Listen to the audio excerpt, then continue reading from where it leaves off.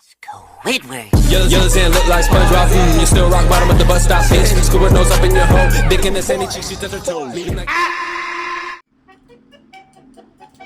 Oke guys, malam itu yang memperlihatkan kulit si Patrick yang telah dibawa pergi oleh kerang terbang. Namun untungnya Squidina telah membawa cadangan kulit baru sehingga si Patrick langsung memakai kulitnya kembali. Saat itu si Patrick berkata tentang hantu, namun menurutnya hantu itu tidak menakutkan, melainkan seperti orang konyol. Namun ketika ia meniup balon, tiba-tiba balon tersebut malah menjadi hantu bajak laut, sehingga hal itu menyebabkan keduanya segera pergi untuk bersembunyi karena ketakutan. Setelah kepergiannya, datanglah dua orang yang langsung menyerang hantu. Ketika itu hantu tersebut kembali menjadi balon. Seperti biasa, kegiatan dari keduanya membuat rekaman video. Kali ini mereka membuat mainan seperti SpongeBob dan Tuan Crab. Si Patrick sendiri memerankan karakter SpongeBob yang bekerja menghancurkan buah-buahan satu persatu, bukan layaknya seperti seorang koki di dapur. Squidina menyuruh kakaknya untuk tetap terus menghancurkan buah-buahan tersebut sampai tidak tersisa. Hal itu membuat otak si Patrick menjadi error karena kelelahan guys. Lalu lensa kamera yang dipakainya telah terkena percikan dari buah-buahan yang menutupinya. Akibatnya dia tidak sempat merekam sebagian adegan video sebelumnya. Sedangkan si Patrick baru saja pergi ke supermarket untuk membelinya. Artinya dia harus pergi lagi untuk membeli buah-buahan segar. Kemudian datanglah kakeknya yang muncul dari trompet. Dia mengatakan kepada si Patrick di tahun 1940-an, pada zaman itu buah-buahan masih gratis. Mereka tidak perlu untuk membayarnya, apalagi di tahun itu bisa gratis sepuasnya mengambil buah-buahan di pepohonan yang ada.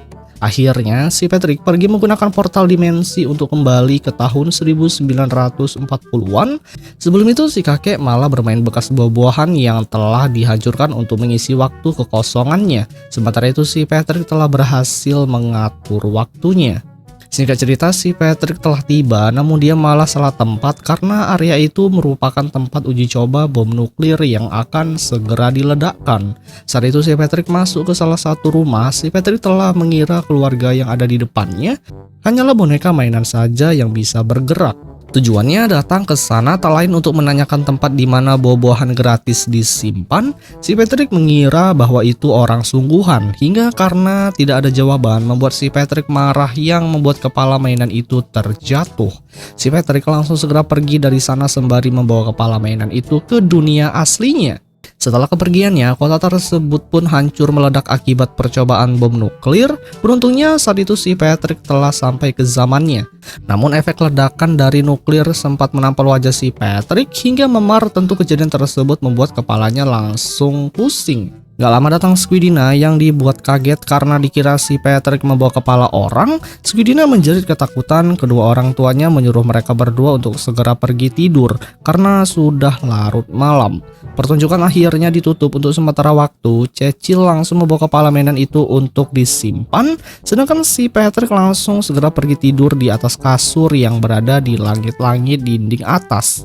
Ketika lampu dimatikan, tiba-tiba saja tubuh si Patrick malah mengeluarkan cahaya hijau yang cukup menyilaukan. Karena hal itu membuat bulu babi yang menginap di rumahnya langsung marah karena silau.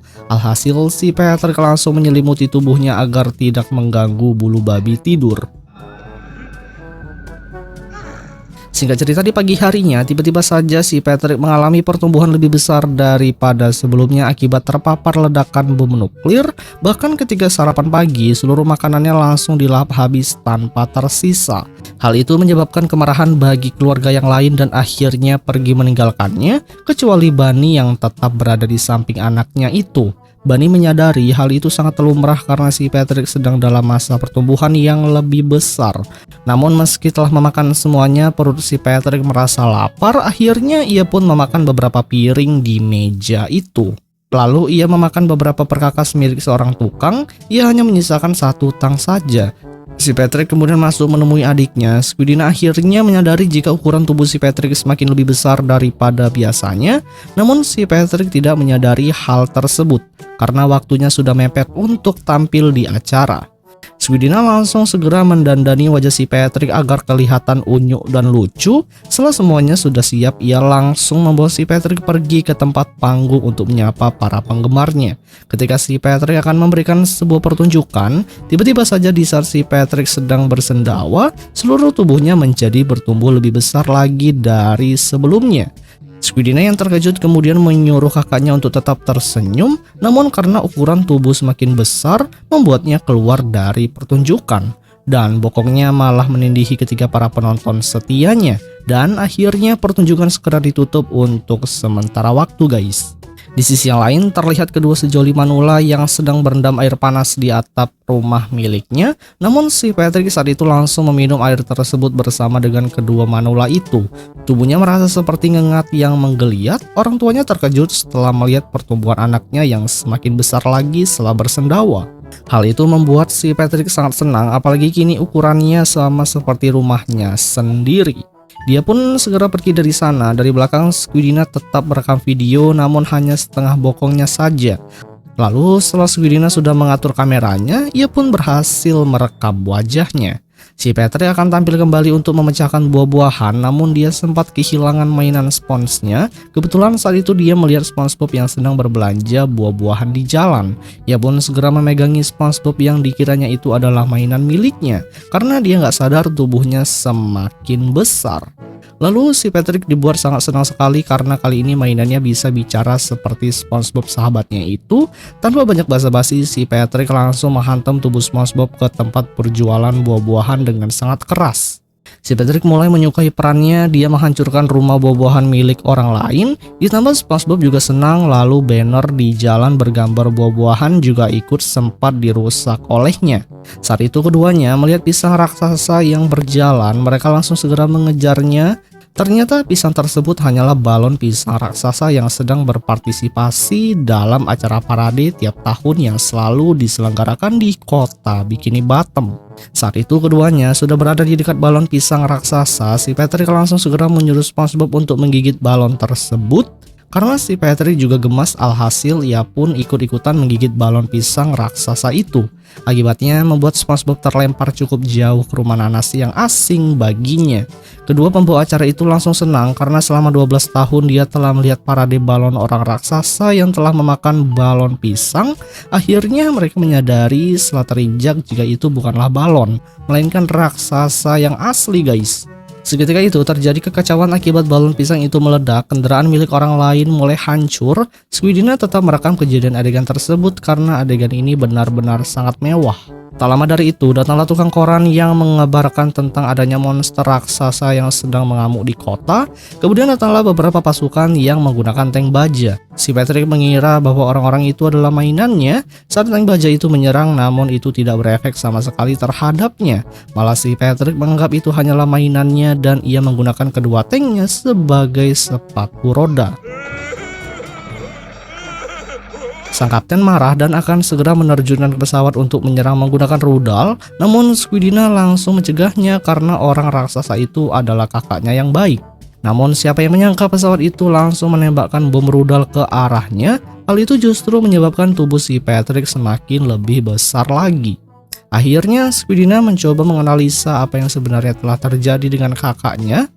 Tak berselang lama dari itu, Swidina mengatakan jika tubuh kakaknya yang bagian luar telah terkena pancaran dari radiasi bom nuklir, sehingga membuat ukuran badan tubuh kakaknya menjadi besar. Swidina memiliki cara untuk mengembalikan ukuran tubuh kakaknya agar menjadi seperti semula lagi. Caranya mereka harus menyerang dari dalam tubuhnya. Setelah semua persiapan siap, mereka langsung membuat hotdog dan dagingnya diganti bom rudal. Lalu ibunya segera memerintahkan anak besarnya untuk segera memakan hotdog raksasa itu.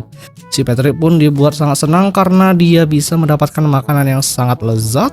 Sebelum dimakan, si Patrick meminta saus kepada prajurit. Setelah diberikan dan hotdog itu sudah dimakan, akhirnya bom tersebut meledak yang membuat ukuran tubuh si Patrick jadi menyusut jadi kecil. Kedua manula itu juga telah keluar dari dalam tubuhnya. Semua orang jadi senang, akhirnya kota mereka telah selamat dari kehancuran. Tiba-tiba saja tubuh si Patrick berubah lagi, namun ibunya sangat senang melihatnya karena sangat imut dan lucu. Si Patrick juga merasa senang sama halnya seperti ibunya. Lalu di akhir cerita datanglah SpongeBob. Ia pun melakukan hal yang sama seperti yang dilakukan sebelumnya oleh si Patrick saat menjadi raksasa. Yang kemudian film pun berakhir guys.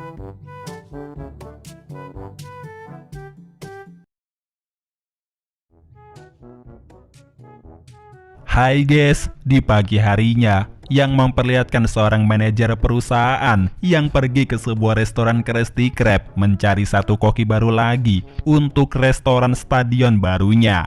Saat itu, dia telah melihat SpongeBob yang sedang menyajikan pesanan pelanggannya di depan Squidward. Squidward yang terlalu sensitif menyuruh SpongeBob untuk segera memotong pizza. Tak menunggu waktu lama, SpongeBob menunjukkan bakat memasaknya dengan penuh gaya dan keindahan saat melakukannya.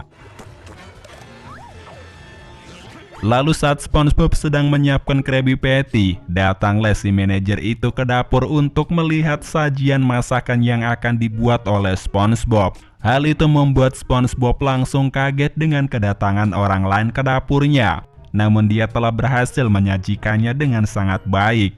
Manajer itu kemudian langsung memakan Krabby Patty yang lezat itu. Lalu saat suapan pertama, raut wajahnya menunjukkan bahwa Krabby Patty ini sangatlah enak. Terbukti si manajer itu langsung memuji masakan SpongeBob. Tuan Krab kemudian datang. Si manajer itu memperkenalkan dirinya yang berasal dari restoran stadion kuliner. Dia menjelaskan bahwa ini merupakan konsep baru yang telah mengubah stadion bisbol menjadi restoran dan memiliki banyak sekali penggemar. Si manajer itu kemudian langsung membeli SpongeBob untuk dijadikan bintang kuliner di restoran barunya dengan cara memberikan uang yang sangat banyak kepada Tuan Krab. Sontak saja, hal itu membuat Tuan Krab sangat senang karena dia memang mata duitan. SpongeBob bersedih karena dia tidak ingin meninggalkan restoran kesayangannya ini. Si manajer kemudian langsung segera pergi dari tempat ini. Saat berada di luar, secara tiba-tiba saja ada si Patrick yang udah nunggu di restoran dengan gaya santuinya nih coy. Namun secara tiba-tiba saja si Patrick telah menghilang dari tempatnya itu. Singkatnya, kini SpongeBob dan yang lainnya sudah berada di dapur tempat uji coba. Di sana sudah ada 3 kandidat lain yang sudah standby. Mereka berempat harus saling berkompetisi untuk mengeluarkan bakat mereka masing-masing untuk keahlian masak.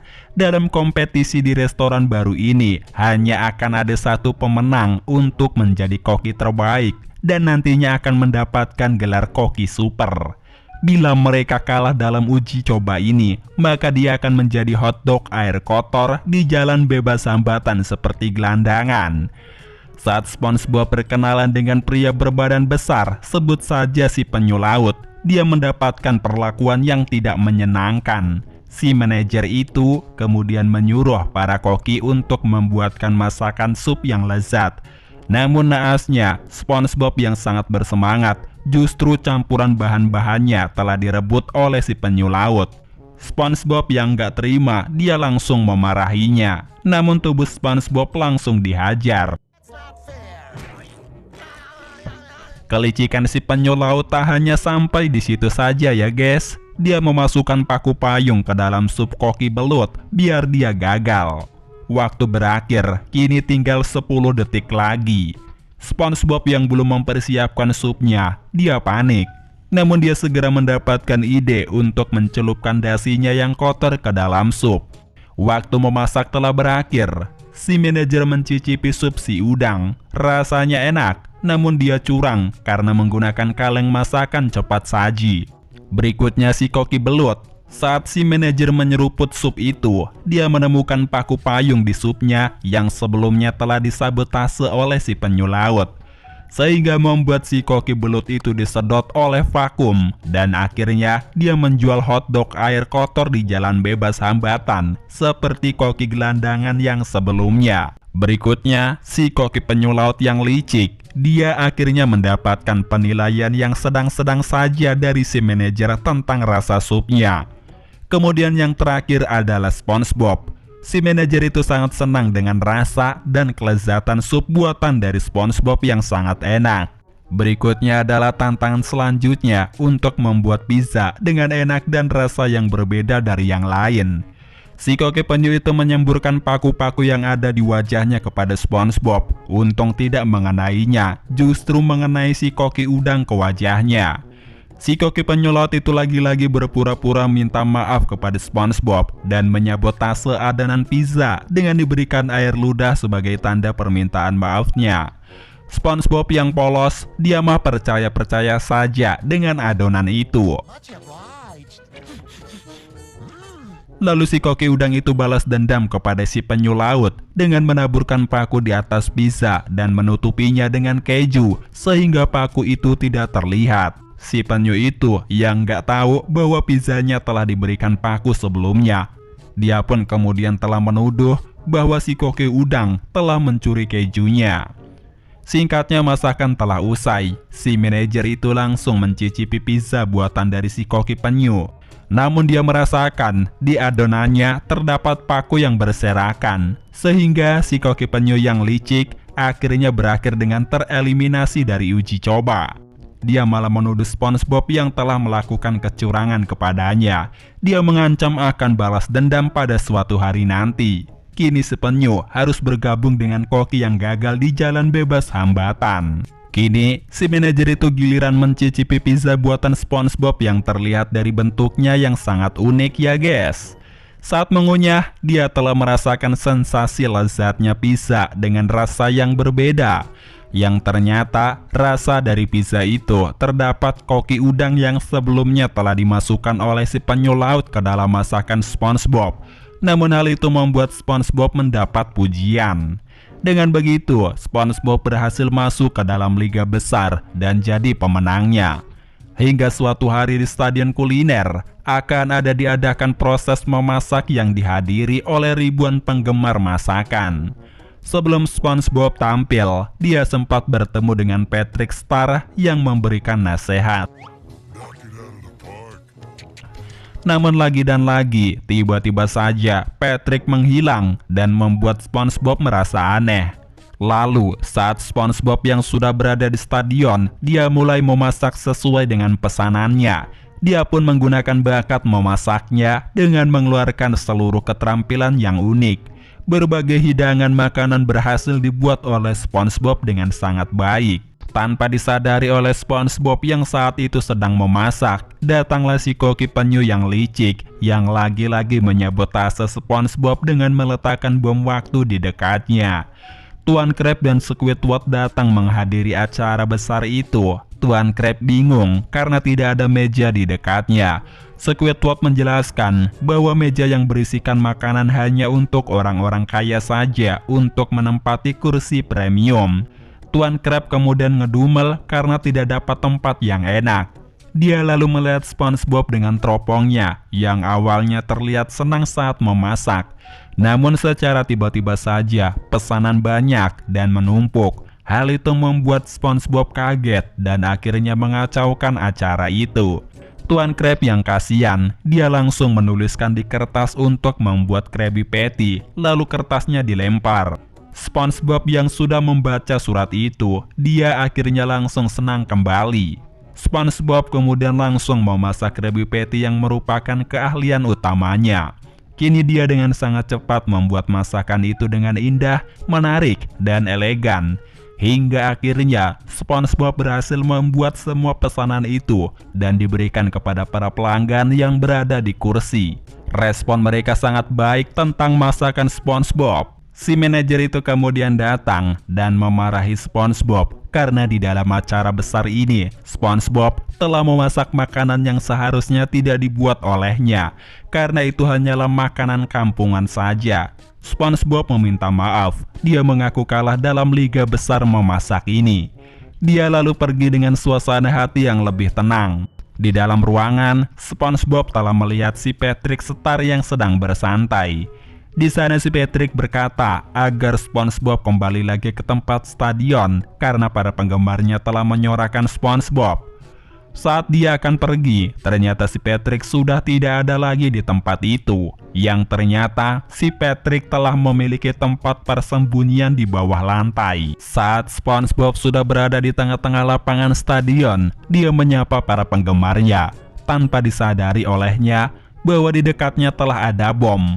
Dan tak berselang lama dari itu, akhirnya bom yang sebelumnya telah dipasang oleh si penyu akhirnya telah meledak dan membuat SpongeBob dan seluruh bahan-bahan makanan terlempar bersama dengannya.